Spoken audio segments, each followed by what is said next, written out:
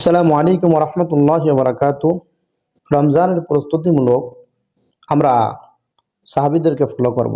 সাহাবে রাম এরকম তাদের ব্যাপারে এমন কথা আছে যে এক রমজান শেষ করেই আবার দ্বিতীয় রমজানের জন্য প্রস্তুতি নিতেন। আবার কেউ কেউ 6 মাস পূর্ব থেকে প্রস্তুতি নিতেন।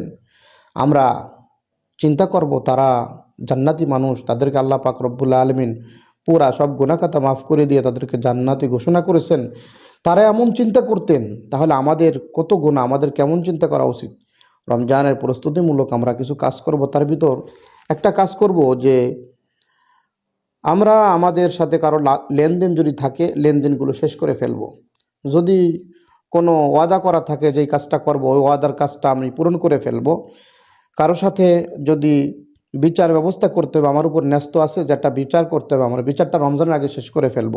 এভাবে আমরা প্রস্তুতি নিতে থাকবো ইনশাআল্লাহ।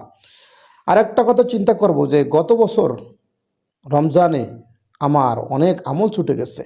কি কারণে ছুটেছে ওই জিনিসগুলো আমি চিন্তা করব। বন্ধু বান্ধব, ব্যবসা বাণিজ্য, কী কারণে ছুটেছে সেই জিনিসগুলোর ফলো করে এই সামনে রমজান যেন এমন না হয় এজন্য চিন্তা ফিকির করে আস্তে আস্তে করে আমি এগোতে থাকবো ইনশাআল্লাহ।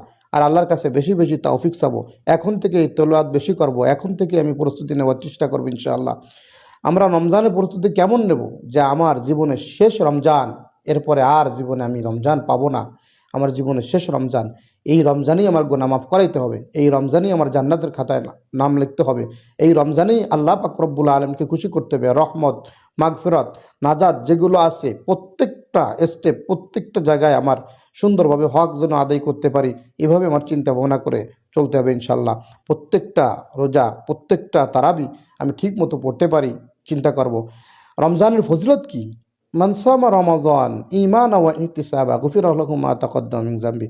যে ব্যক্তি বিশ্বাস নিয়ে আল্লাহর প্রতি বিশ্বাস রেখে, আল্লাহর প্রতি আশা রেখে রমজানের রোজা রাখবে, আল্লাহ পাক জীবনের সমস্ত গুনাহ খাতা মাফ করে দেবে।